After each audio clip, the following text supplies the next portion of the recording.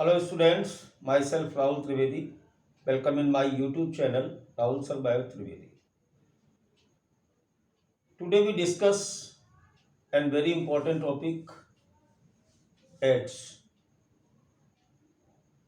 जैसे ही मैंने एड्स का नाम लिया, बहुत सारी भ्रांतियां, बहुत सारे सस्पेंशन आपके दिमाग में आ जाते हैं। तो सबसे पहले बेटा हम लोग बात करते हैं कि व्हाट इज एड्स। एड्स है क्या?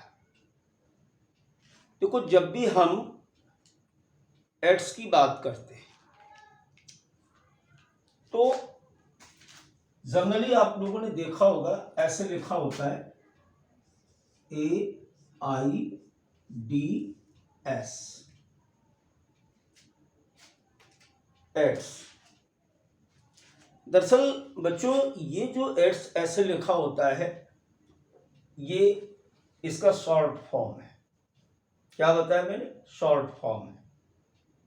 इन रियलिटी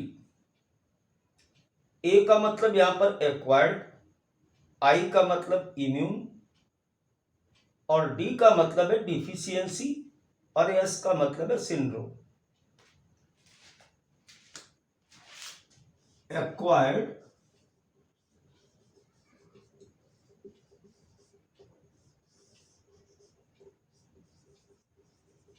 इम्यूनो,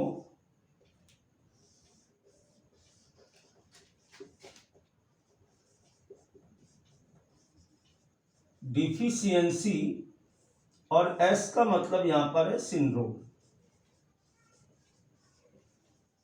अब देखो, बहुत सारी चीजें आपको इसके नाम से ही क्लियर हो जाएंगी।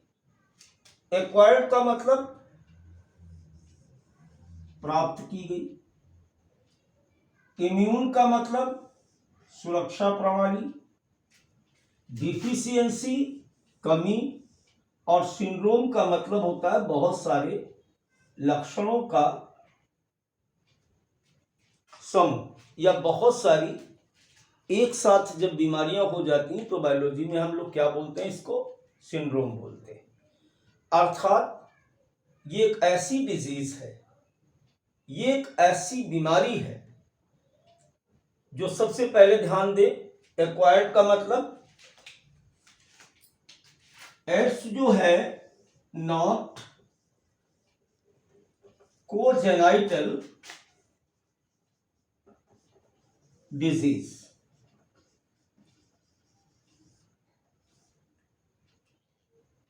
कभी भी ये आनुवंशिक नहीं होती, जेनाइटल नहीं होती। अब यहां पर एक कंफ्यूजन हो जाएगा। कई बार क्या होता है कि बहुत सारे बच्चों को बाई बर्थ एड्स होता है। बाई बर्थ एड्स, तो उस बच्चे को अपनी मां से एक्वायर्ड किया जाता है, यानी पहले उस मां को होता है किसी इन्फेक्टेड पर्सन से, फिर उस मां से यानी इन्फेक्टेड मदर से चाइल्ड में ट्रांसफर हो जाता है। तो that is not genital disease, ये जेनाइटल डिसऑर्डर नहीं है, एक्वायर्ड डिसऑर्डर है। तो ये कंफ्यूजन खत्म कर लें बिल्कुल कि जन्मजात बच्चों में भी एड्स पाया जाता है। हाँ, पाया जाता है, लेकिन वो बच्चा या चाइल्ड अपनी मदर से, इन्फेक्टेड मदर से एड्स को एक्वायर्ड करता है। अब देखिए, इम्यून डिफिशियंसी, इन दोनों चीजों को हम एक साथ देखते हैं। ये एक ऐसा रोग है जिसमें हमारा इम्यून सिस्टम कैसा होता है? समाप्त होता है।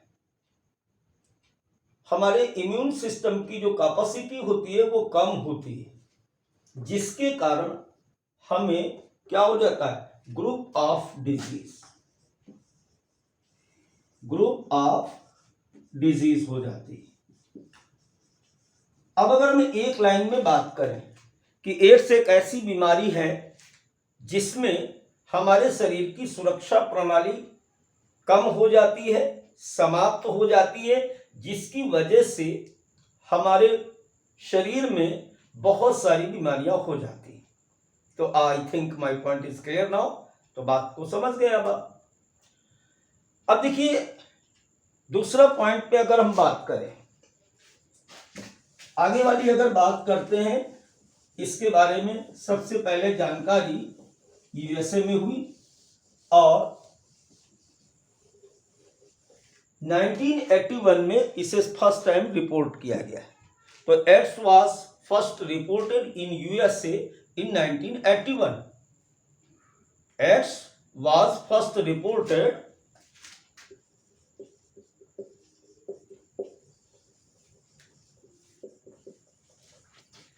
इन 1981।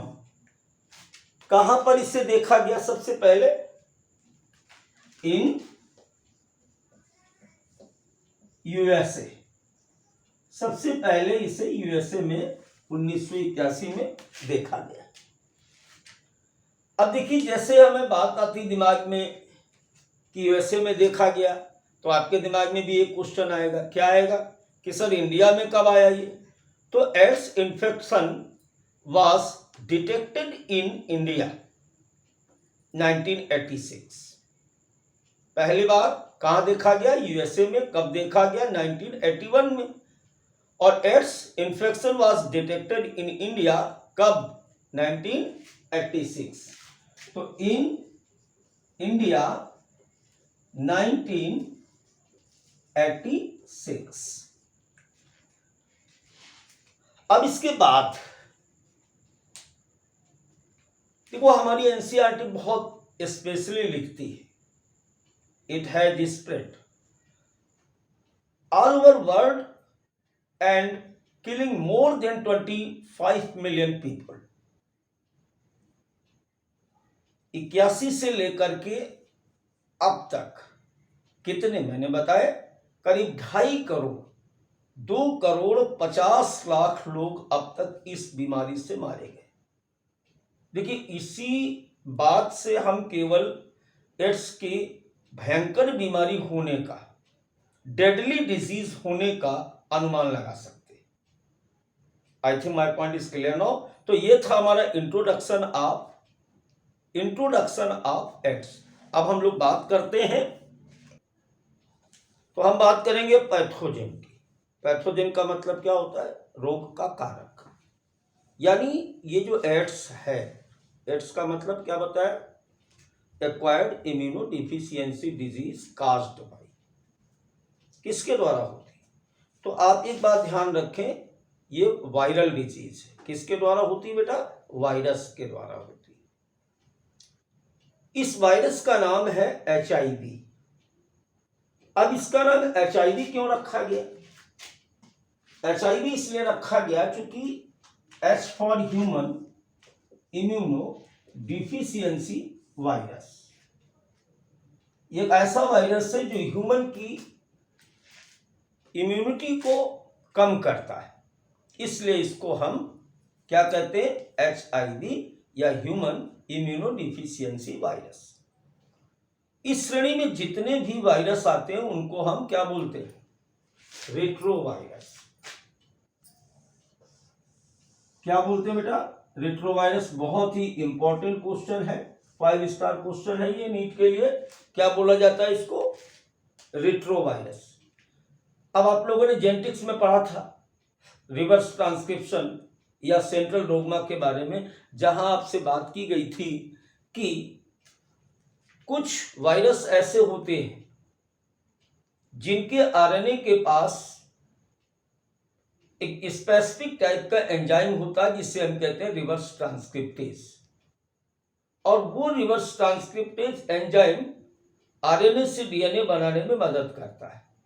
उल्टा लगा ना, लेकिन ऐसा होता है। सामान्य तौर पर क्या होता है? डीएनए से आरएनए बनता है, लेकिन सेंट्रल डोग्मा जिसे क्रिक ने दिया था, इन फ्यू केसेस, कुछ मामले में ऐसा होता है कि आरएनए से डीएनए बनता है, लेकिन उन मामले में, किन मामले? जहां पर आरएनए के साथ रिवर्स ट्रांसक्रिप्टेज एंजाइम पाया जाता है, केवल ऐसे केसेस में। तो चूंकि इस वायरस में आरएनए के साथ रिवर्स ट्रांसक्रिप्टेज एंजाइम पाया जाता है, इसलिए हम इसे रिवर्स ट्रांसक्रिप्टेज एंजाइम कहते हैं। इसलिए इसे हम क्या बोलते हैं? रेट्रोवायरस बोलते हैं। चलिए यहीं से हम स्टार्ट करते हैं, बात करते हैं HIV की। तो जो सामने आपके फिगर बना हुआ है बेटा, ये HIV है। इसमें सिंगल स्ट्रैंड RNA है और सिंगल स्ट्रैंड RNA के साथ रिवर्स ट्रांसक्रिप्टेज एंजाइम पाया जाता। तो सबसे पहले आ जाइए, नीट के स्टाइल में बात करते हैं। तो 2 कितने 2 single strand RNA present in the core of the HIV। ये क्या बना हुआ है? ये HIV बना हुआ, और HIV के सबसे सेंटर पार्ट में, कोर पार्ट में 2 सिंगल स्ट्रैंड RNA पाए जाते हैं।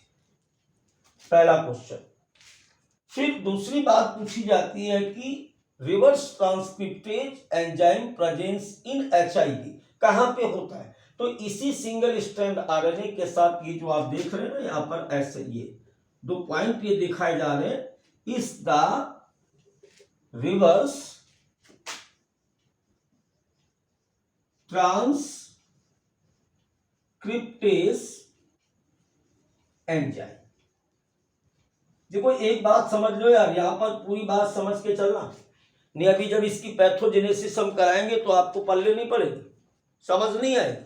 इसलिए एक एक पॉइंट को, तो अभी क्या मैंने बताया कि the centre portion of the HIV contain 2 single strand RNA and reverse transcript enzyme attached with the single strand RNA।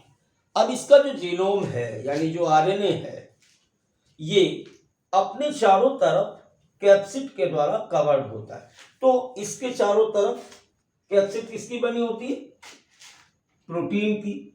तो एक तो प्रोटीन ये लेयर है और दूसरा प्रोटीन लेयर जो है वो इस तरीके से रेड कलर से यहां पर मेंशन किया मैंने, यानी डबल कैप्सिड पाया जा रहा है। तो पहला यहां पर जो देख रहे हैं आप, इसे हम बोलते हैं P17। P17 का क्या मतलब है? ये 17 टाइप है और P का मतलब प्रोटीन। और आउटर कैप्सिड जो होता है वो होता है P41।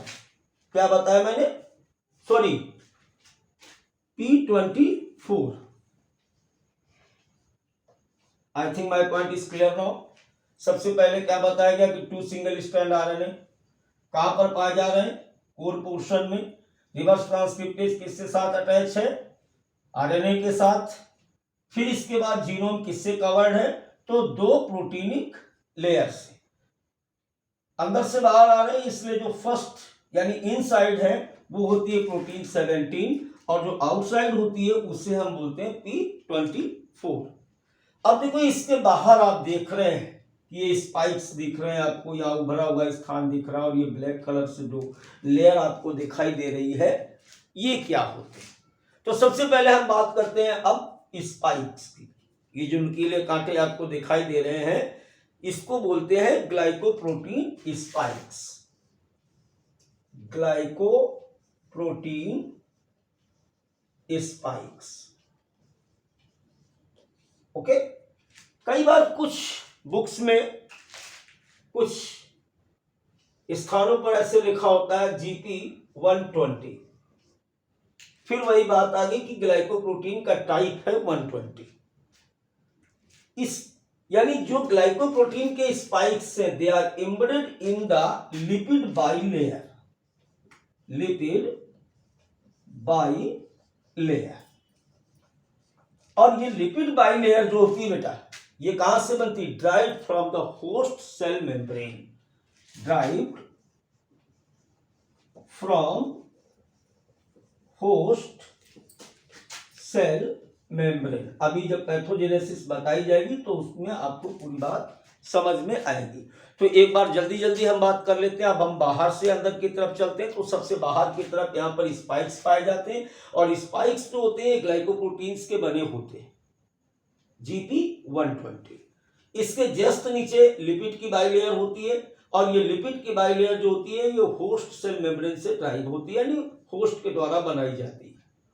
इसके बाद प्रोटीन की 2 लेयर है, तो बाहर से अंदर की तरफ P24, इसके बाद P17 और कोर पोर्शन में 2 सिंगल स्ट्रैंड आरएनए पाए जाते हैं जिसके साथ रिवर्स ट्रांसक्रिप्टेज एंजाइम एसोसिएट होता है। तो I think my point is clear now. HIV का स्ट्रक्चर निश्चित तौर पर आपको समझ में आ गया होगा।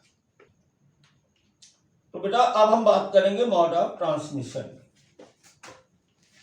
देखो किसी भी डिजीज में सबसे इंपॉर्टेंट पॉइंट होता है मोड ऑफ ट्रांसमिशन। अगर आप डिजीज से बचना चाहते हैं, अगर आपको ये बात पता हो जाए कि ये वाली बीमारी इस तरीके से होती है, तो अगर थोड़ा सा भी आप सेंसिटिव हैं, थोड़ा सा भी आप समझदार हैं, तो उस बीमारी से आप बच सकते हैं।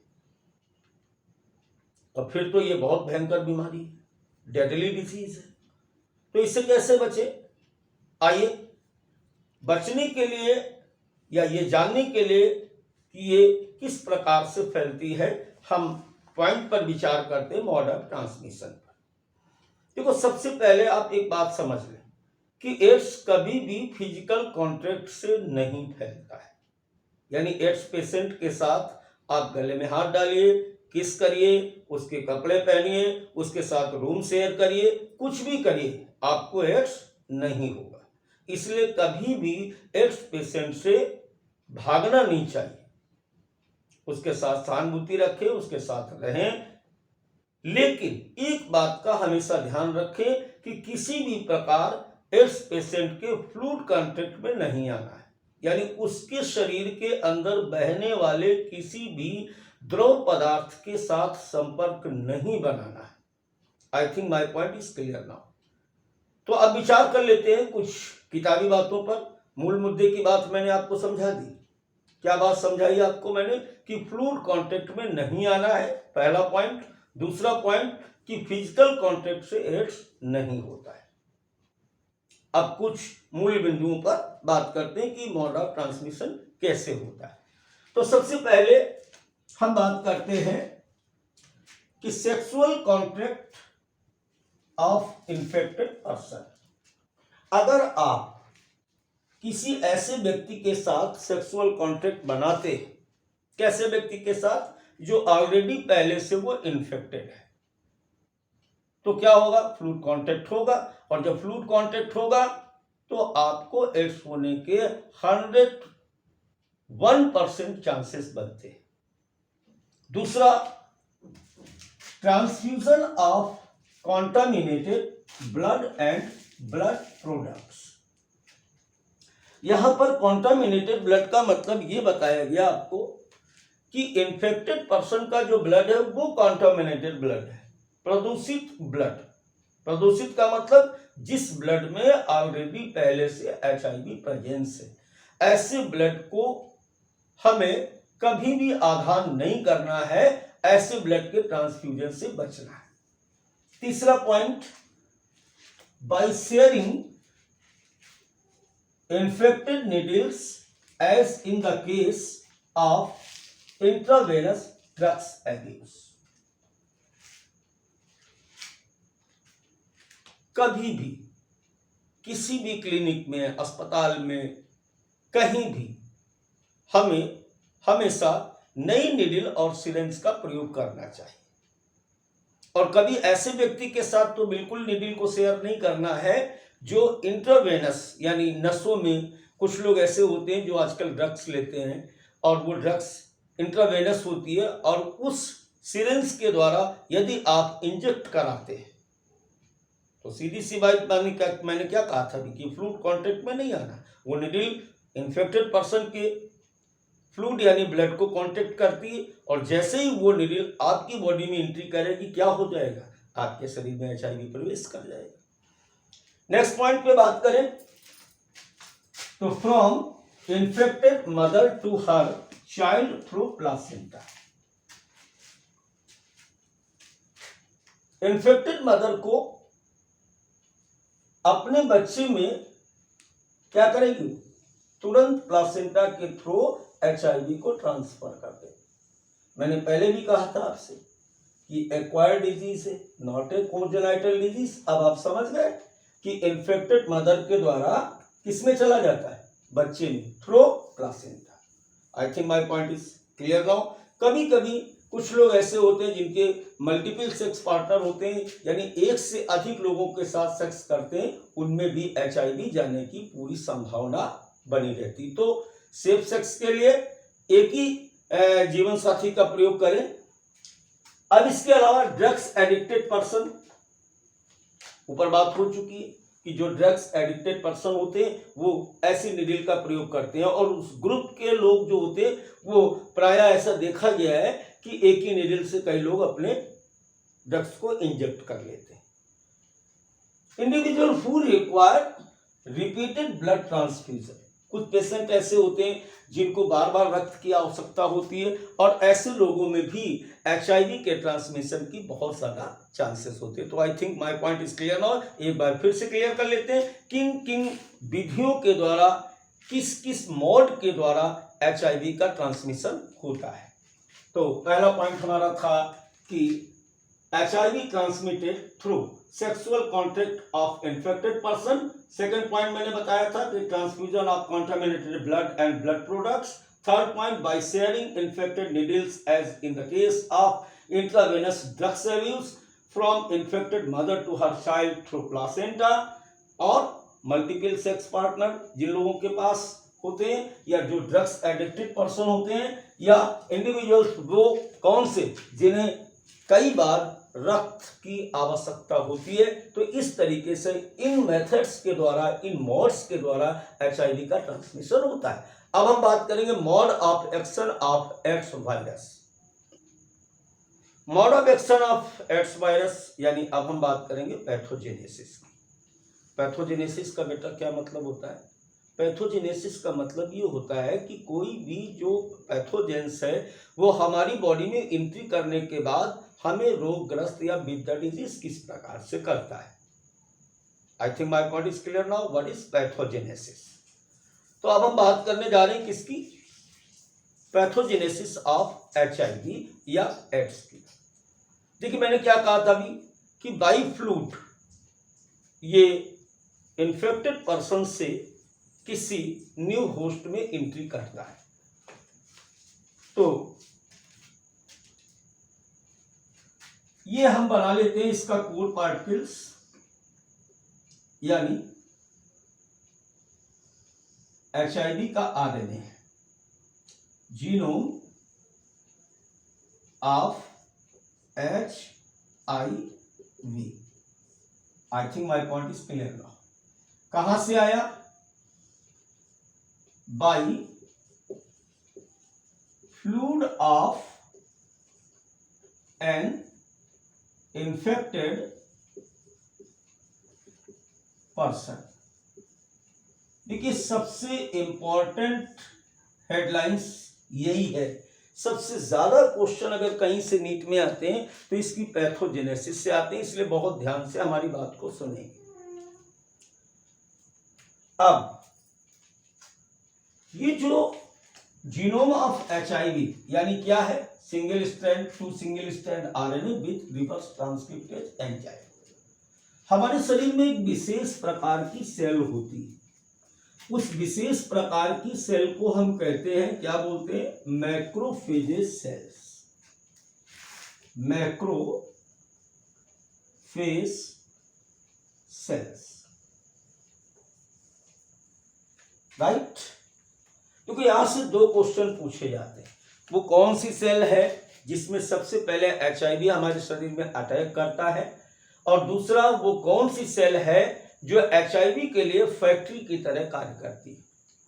तो सबसे पहले हम आपको ये बताएंगे कि सबसे पहले किस में अटैक करती है। तो जैसे ही बाई फ्लूइड ये हमारे शरीर में एंट्री करता है तो बॉडी के अंदर पाई जाने वाली कौन सी सेल? मैक्रोफेज सेल्स के अंदर ये एंट्री करेगा। तो enter in the macrophage cells. अब ये बेटा यहां पर ये आ गया, और आने के बाद इस तरीके से मैक्रोफेज सेल्स के अंदर एंट्री कर गया। ये इसकी प्लाज्मा मेम्ब्रेन है। एंट्री करने के बाद अब यहां से बहुत ही गंभीरता से हमारी बात को सुनेंगे। एंट्री करने के बाद जब ये मैक्रोफेज सेल्स के अंदर आया तो इसके अंदर आने के बाद ये क्या करेगा, डीएनए बनाएगा। अब आपको थोड़ा उल्टा लग रहा, मैंने पहले ही कहा था आपसे, क्या कहा था कि जो भी रेट्रोवायरस होता है चूंकि उसके पास रिवर्स ट्रांसक्रिप्टेज एंजाइम होता है, ये जो आपको दिखा रहे हैं यहां पर लिख देते हैं, रिवर्स ट्रांसक्रिप्टेज एंजाइम, इसकी सहायता से इस वायरल डीएनए ने, वायरल आरएनए ने क्या बनाया, वायरल डीएनए बना लिया। पहली बात तो समझ में आ गई। और ये अभी सब कहां हो रहा है, माइक्रोफेज सेल्स के साइटोप्लाज्म में। कहां हो रहा है अभी, साइटोप्लाज्म में हो रहा है। अब ये जो डीएनए बना, डीएनए बनने के बाद ये मैक्रोफेज सेल्स का न्यूक्लियस है। अब न्यूक्लियस है तो ऑलरेडी इसके पास भी इसका एक डीएनए था, हमारी जो मैक्रोफेज सेल्स थी उसके पास भी डीएनए था। अब ये डीएनए बनने के बाद क्या करता है, ह्यूमन मैक्रोफेज सेल्स के न्यूक्लियस के अंदर एंट्री करता है, और एंट्री करने के बाद incorporated with the host genome. कई बार लिखा होता है, आप देखते हो, आप पढ़ते हो, तो सबसे पहले ये न्यूक्लियस के अंदर आया, इस तरीके से ये अंदर आ गया। अंदर आने के बाद क्या हो रहा, ये जो हमारा डीएनए होता है उसके साथ इनकॉर्पोरेट हो जाता है, जुड़ जाता है, लिंक कर लेता है, इस तरीके से इसी के साथ ये जुड़ गया। अब बेटा सीधी सी बात है, यानी जो वायरस का डीएनए था उसने ह्यूमन माइक्रोफेज जो सेल्स थी, इस सेल्स को क्या कर लिया, हायर कर लिया। सेल्स को नहीं, उसके जीनोम को हायर कर लिया, और अब ये डीएनए जैसा चाहेगा वैसा ही ये डीएनए करेगा। इसने बिल्कुल क्या, गन पॉइंट पे ले लिया इसको। अब ये यहां से बहुत सारे क्या बनाता है, आरएनए बनाता है। कौन से आरएनए, कौन से आरएनए बनाता भाई, वही जो एचआईवी के लिए आवश्यक होते हैं, बहुत सारे बनाता है। इसीलिए हम क्या बोलते हैं, मैक्रोफेज सेल्स को हम क्या बोलते हैं, एचआईवी फैक्ट्री। क्या बोलते हैं, बहुत ही इंपॉर्टेंट क्वेश्चन है, इसको आपको नहीं भूलना है, एनसीईआरटी की लाइन है। और जब भी कभी एड से पूछा गया नीट्स में तो ये क्वेश्चन जरूर आया कि एचआईवी फैक्ट्री किससे कहते हैं। तो मैंने ये तो बताया कि macrophage cells are HIV factory क्यों होती है, ये आपको मैंने बोर्ड पे दिखाया।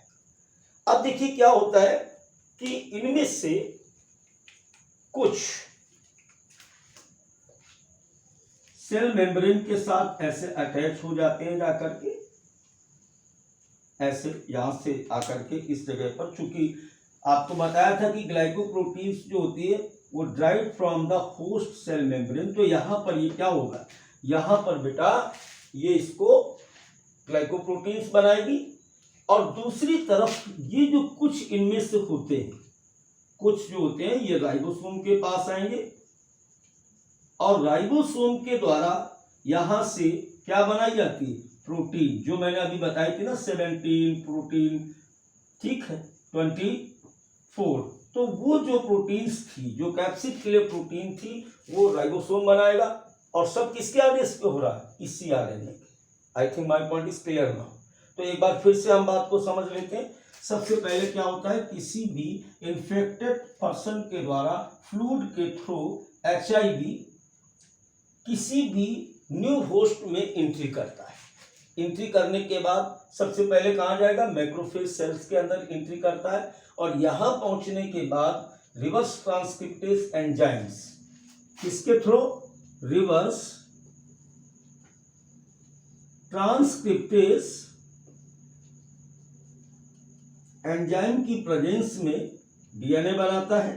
कौन सा डीएनए बनाता है, वायरल डीएनए बनाता है। अब ये वायरल डीएनए ह्यूमन सेल्स यानी माइक्रोफेज सेल्स के डीएनए के साथ इनकॉर्पोरेट हो जाता है, जुड़ जाता है और जुड़ करके हमारे जीनोम को हायर कर लेता है और बहुत सारे क्या बनाता है, नए आरएनए बनाता है। कौन से आरएनए बनेंगे? ये एचआईवी के नए आरएनए बनाता है, जिनमें से कुछ मेम्ब्रेन के साइड चले जाते हैं और कुछ राइबोसोम के साथ जुड़ करके प्रोटीन बनाते हैं। तो इस प्रकार फिर से यहां पर बहुत सारे नए एचआईवी बन जाते हैं।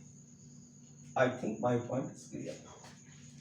तो इस प्रकार माइक्रोफेज सेल्स में एचआईवी बनते रहते हैं, बनते रहते हैं, बनते रहते हैं। इसीलिए हम मैक्रोफेज सेल्स को क्या बोलते हैं बेटा?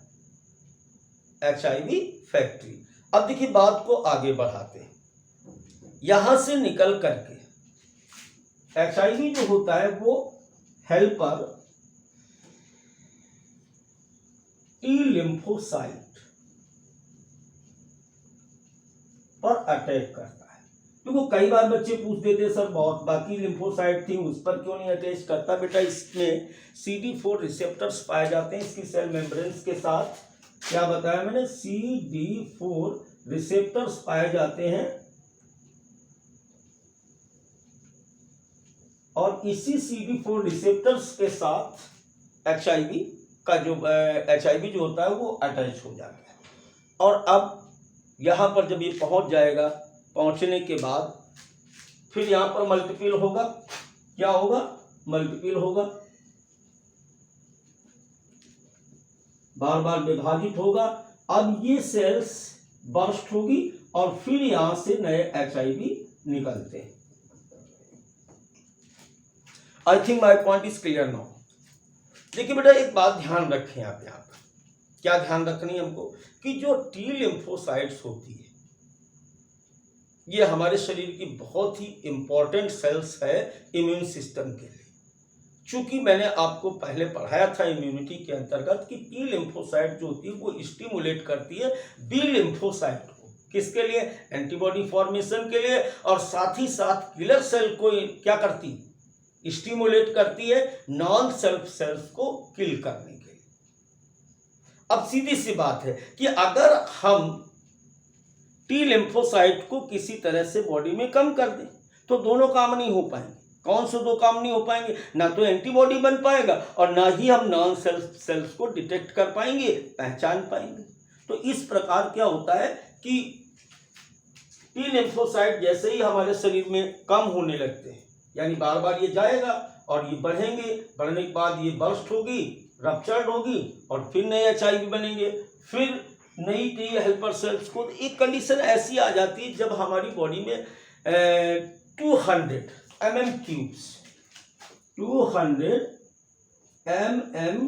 क्यूब से नीचे जब टी लिम्फोसाइट्स बचती है बिलो, ठीक है, जब 200 mm क्यूब से नीचे चली जाती टी लिम्फोसाइट्स की संख्या, उस समय हमारे शरीर में बहुत सारी नई बीमारियां, नए पैथोजेंस एंट्री कर जाते हैं। क्योंकि अब भैया क्या, डिफेंस तो खत्म हो गया, छोटे मोटे लोग भी घुस रहे हैं और इनमें सबसे पहला होता है माइकोबैक्टीरिया।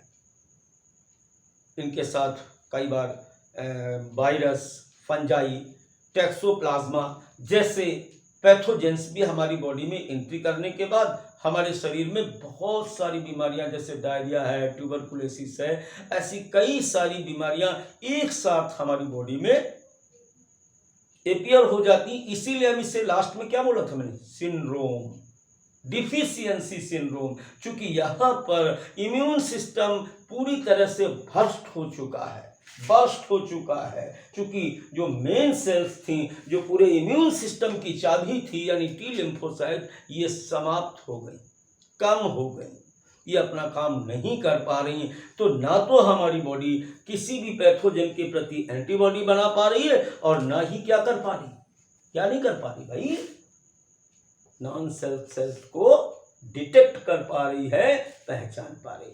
ठीक है, तो अब हम बात करते हैं इस टॉपिक के लास्ट पॉइंट पर।